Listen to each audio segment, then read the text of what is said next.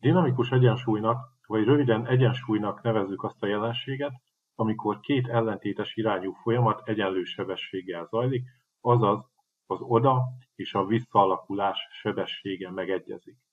Itt nagyon fontos, hogy egyensúlyban nem a koncentrációk lesznek azonosak, hanem az átalakulási sebességek.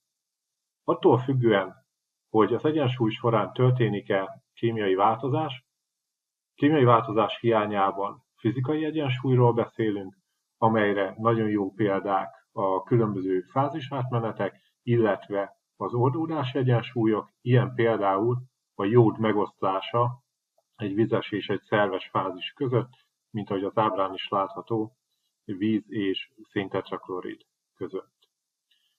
Hogyha kémiai változás történik, amit kémiai reakcióval tudunk leírni, akkor kémiai egyensúlyról beszélünk. Ezek történhetnek azonos fázisban, ekkor homogén egyensúlyról beszélünk. Ha különböző fázisban vannak a kiindulásanyagok, illetve a termékek, akkor pedig heterogén egyensúlyokról beszélünk, amelyekre elég jó példa a mészégetés, amikor is a kiindulási mészkő szilárd állapotban van, illetve az egyik termék, az égetett mész vagy kalciumoxid is szilárd állapotban van, viszont a másik termék gáznemű. Nézzük meg, hogyan tudjuk levezetni az egyensúlyi állandót.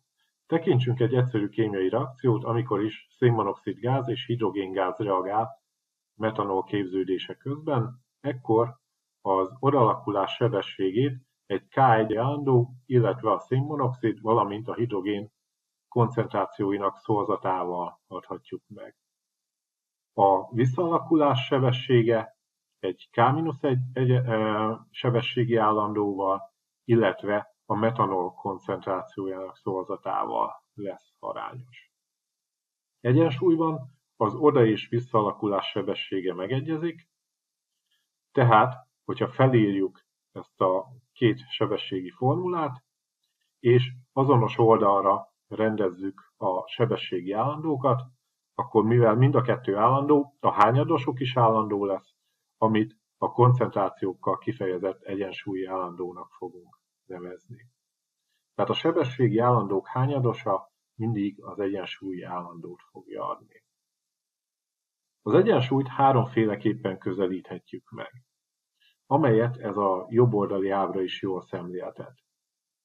Ugye, első esetben csak tiszta kiindulási anyagaink vannak a rendszerben, ezek mennyisége csökkenni fog, míg a termék mennyisége növekszik, majd egy adott idő után, amit az egyensúly eléréséhez szükséges időnek nevezünk, látható, hogy mindhárom anyag koncentrációja állandó értéket vesz fel.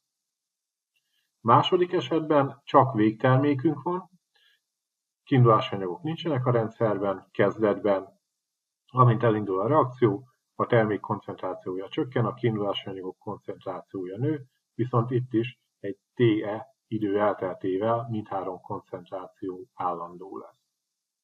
A harmadik megközelítési mód szerint egyidejűleg tartalmaz kiindulási anyagokat, illetve terméket is a rendszer.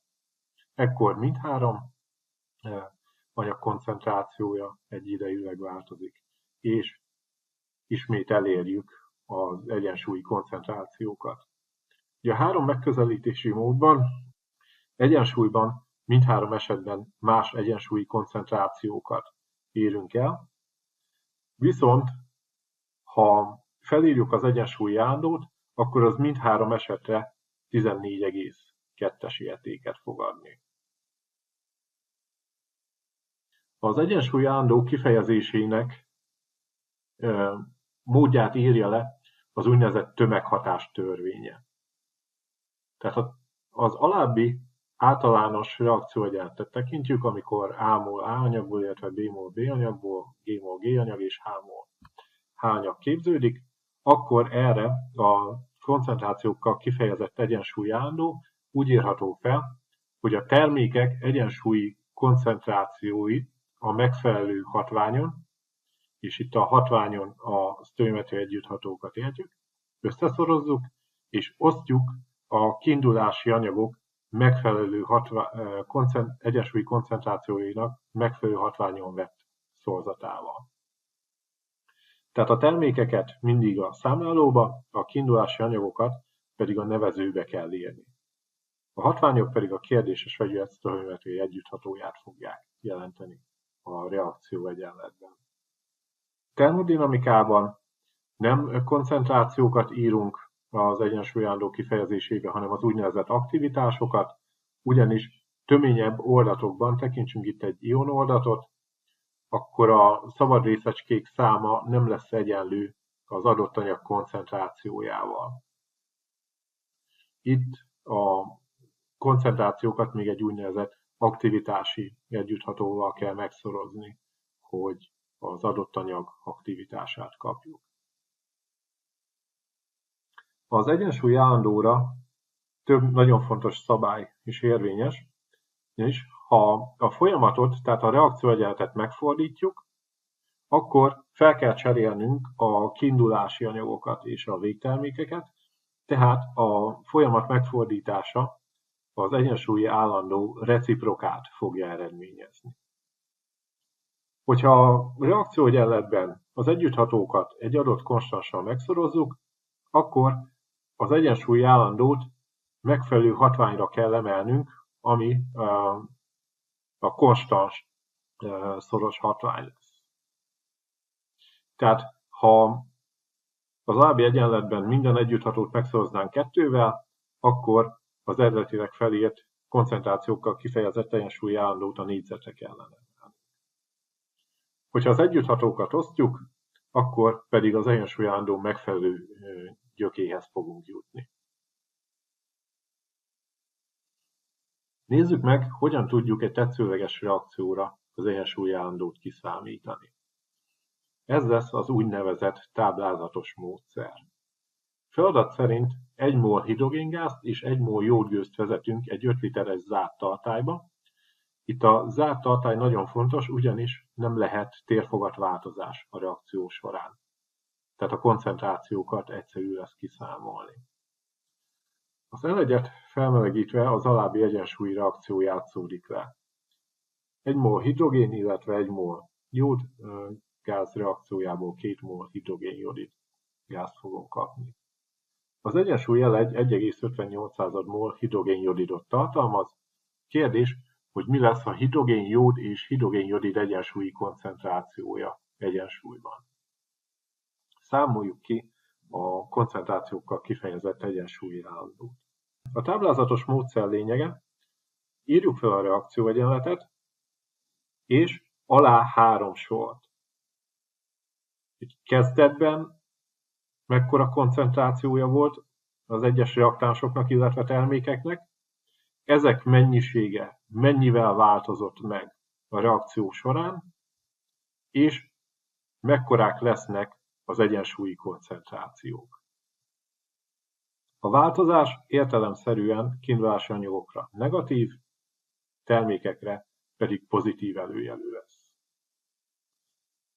Az egyensúly állandóval koncentrációkat kell behelyettesítenünk, tehát ha 5 literes volt a tartályunk és 1 mol hidrogén, illetve 1 mol jódgőzt tartalmazott, akkor ezek kiindulási koncentrációja 0,2 mol per köbdeci lesz. És kezdetben hidrogén-jodidból nem volt egyáltalán a rendszerben, tehát ennek 0 mol per köbdeci a koncentrációja. Ha egyensúlyban 0,158 mol hidrogén-jodidunk van, akkor az azt jelenti, hogy ha ezt osztjuk 5 literrel, akkor képződött 0,316, vagyis hát ennek a koncentráció változása 0,316 mol per köbdeci lesz. Reakcióegyenlet szerint 1 mol hidrogén-jodid képződéséhez fél mol hidrogéngáz, illetve fél mol jódgáz szükséges, tehát ezek változása fele lesz a hidrogén-jodidénak. Tehát mínusz 0,158 mol per köbdeci. Az egyensúlyi koncentrációkat pedig úgy kapjuk, hogy a kezdeti és a változás koncentrációit összeadjuk, tehát 0,2 mínusz 0,158 az 0,042 mol per köbdeci, hidrogénre is, illetve jódra is, míg a hidrogénjodidra 0 plusz 0,316 ezer, az 0,316 ezer. Ezt a tömeghatás törvénye értelmében beértesítjük a koncentrációkkal kifejezett egyensúlyi állandóba, és akkor azt fogjuk kapni, hogy az egyensúlyi állandó értéke 57. Itt nagyon fontos megjegyezni, hogy a neten keringő egyes kidolgozott példákkal ellentétben az egyensúlyi állandónak nincs mértékegysége.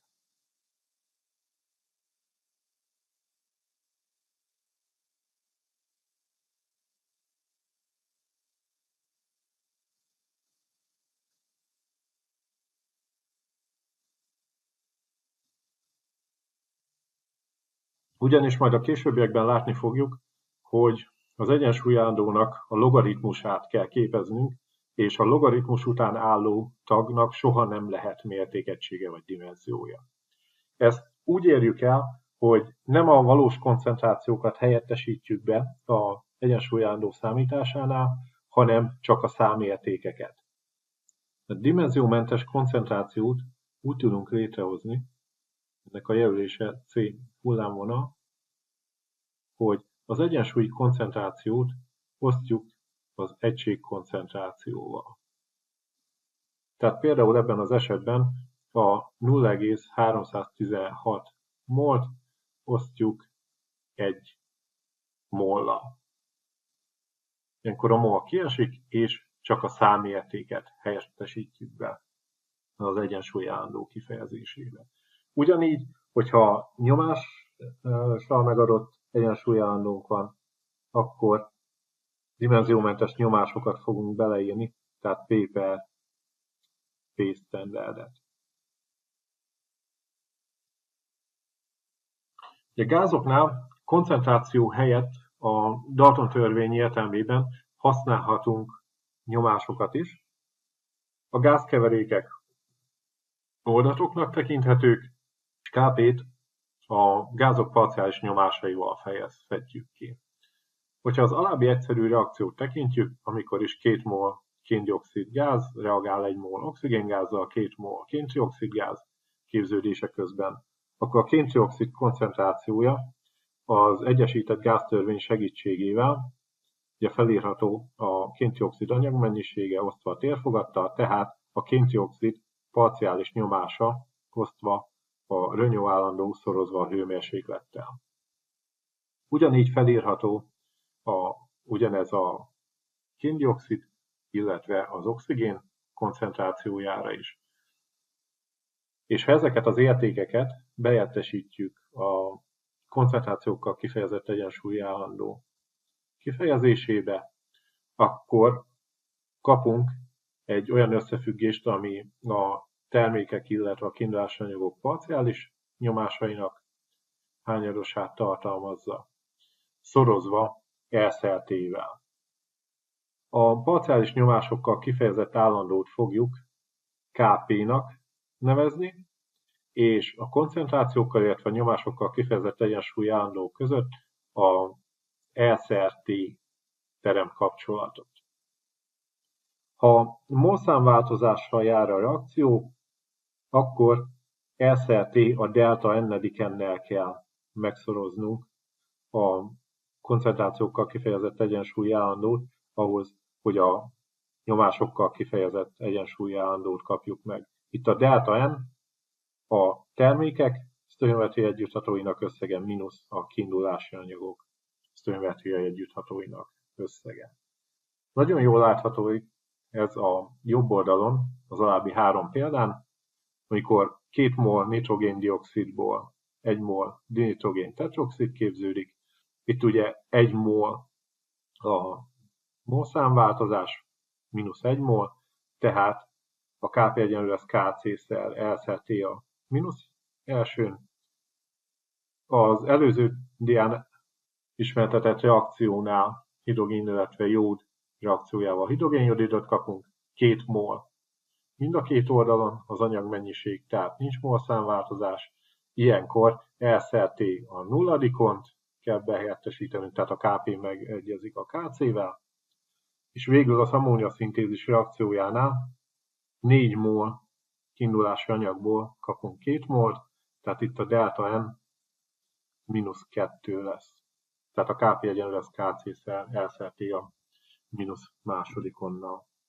Ja, beszéltünk a heterogén egyensúlyokról.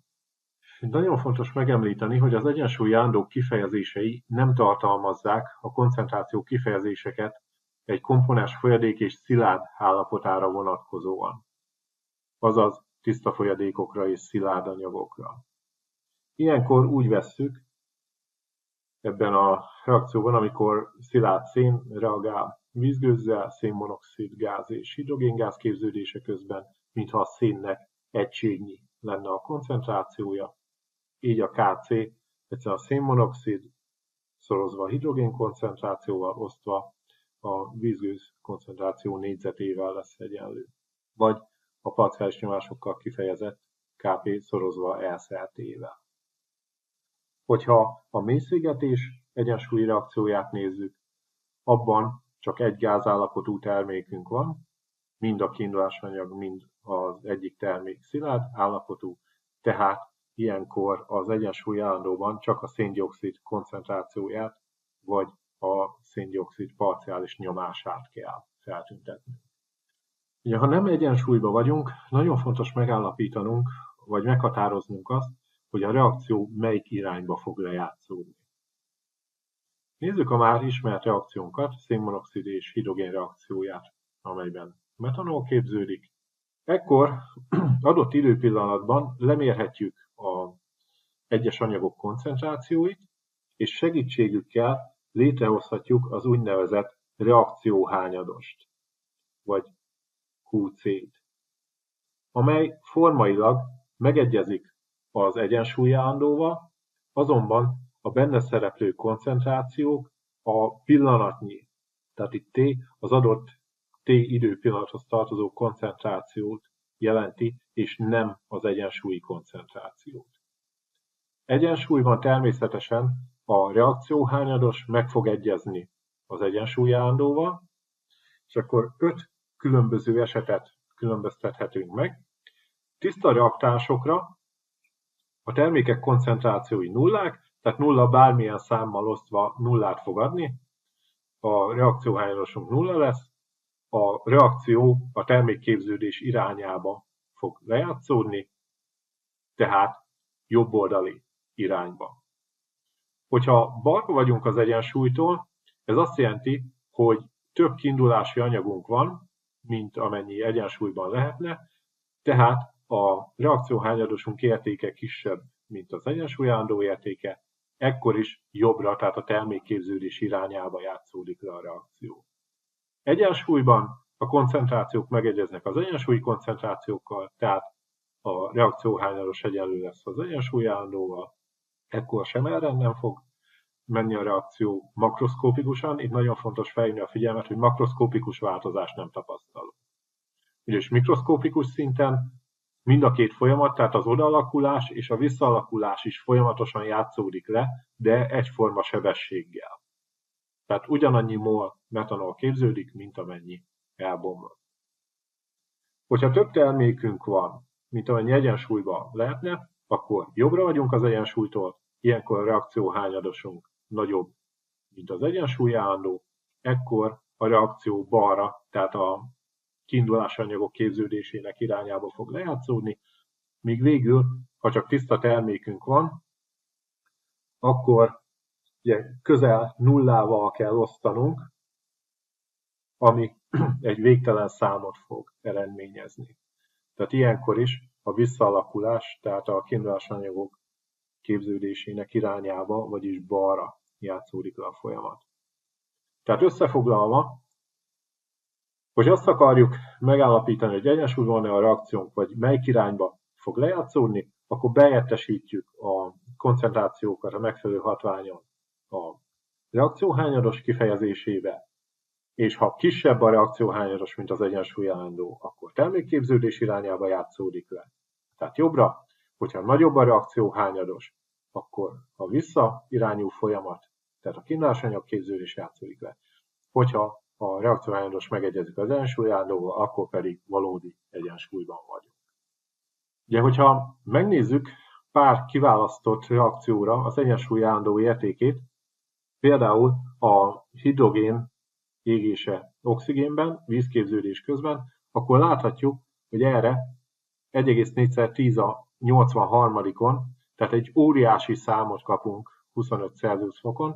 Ez azt jelenti, hogy alig van néhány molekula, vagy annyi se maradt a kiindulási anyagainkból. Ilyenkor szoktuk azt mondani, hogy a reakció teljesen végbe ment. Ami valójában nem igaz, mert minden reakció egyensúlyi, de annyira kis mennyiségű kiindulási anyagunk maradt vissza, hogy gyakorlatilag teljesnek tekinthetjük a reakciót. Míg ha az alsó reakció, tehát a szén vízzel történő reakcióját nézzük, akkor ez 25 Celsius fokon 1,6x10⁻21-en, tehát nagyon kis értéke az egyensúlyállónak, az azt jelenti, hogy abszolút nem játszódik le a reakció, vagy csak néhány molekulányi termék képződik, viszont ha a hőmérsékletet megnöveljük 1100 Kelvinre, akkor már 10-es, tehát akkor valódi egyensúlyhoz jutunk. Ugyanez érvényes a mélyszégetésre is, aminek nagyon kicsi az egyensúlyállandója 25 Celsius fokon, viszont 1200 Kelvinen már valódi egyensúly. Illetve valódi egyensúlyt kapunk 1000 Kelvinen a kén-dioxid oxidációjára is, ami kén-trioxidot fog eredményezni. Az egyensúly befolyásolásának legfontosabb szabálya az úgynevezett Le Chatelier-Brown elv, vagyis a legkisebb kényszer elve. Ez kimondja, hogyha egy egyensúlyban lévő rendszert külső zavaró hatás, ez lehet hőmérsékletváltozás, nyomásváltozás vagy koncentrációváltozás ér, akkor az úgy reagál, hogy a zavaró hatást csökkenteni igyekszik. Erre egy nagyon jó példa a kén-dioxid oxidációja, kén-trioxiddá. Ugye van egy egyensúly jelegyünk, amely 0,68 mol kén-trioxidot, 0,32 mol kén-dioxidot és 0,16 mol oxigént tartalmaz egy 10 literes edényben, és ehhez feleslegben 1 mol kén-trioxidot adunk, és hát extra 1 mol kén-trioxidot adunk, akkor megnöveltük a kén-trioxid, tehát a termék mennyiségét, ez zavaró hatás, termékmennyiségét növeltük, akkor a rendszer egy erre ellentétes irányú folyamattal, tehát a kiindulási anyagok felé való visszaalakulással fog reagálni. Mivel a reakcióhányadosunk az adott koncentrációkat behelyettesítve nagyobb lesz, mint a koncentrációkkal kifejezett egyensúlyállandó, tehát a reakció balra fog lejátszódni, és ha megnézzük az új egyensúlyi koncentrációkat, láthatjuk, hogy 1,46 mol kén-trioxid lesz a rendszerben, míg ha nem játszódott volna le az ellentétes irányú folyamat, akkor 0,68 plusz 1, tehát 1,68 molnak kellene lennie. Viszont csak 1,46 mol van, ugyanis valamennyi elbomlott, és ez növelte a rendszerben lévő kiindulási anyagok, tehát a kén-dioxid és az oxigén mennyiségét. Az egyensúlyt több módon is befolyásolhatjuk, ilyen befolyásoló tényezők lehetnek a térfogatváltozás, a hőmérséklet, illetve a katalizátor. A térfogatváltozás hatása úgy jelentkezik, hogyha egy egyensúlyi gázkeverék térfogatát csökkentjük, akkor a kevesebb mol gázt eredményező folyamat játszódik le. Ha a térfogatot növeljük, akkor a több mol gázt eredményező folyamat játszódik le. Ha a reakció nem jár molszámváltozással, és mind a reaktánsok, mind a termékek gázfázisban vannak, akkor nem fog változni az egyensúly helyzete. Hőmérsékletnél a hőmérséklet emelése az egyensúlyt az endoterm reakció irányába tolja el, a hőmérséklet csökkentése pedig az exoterm reakció irányába.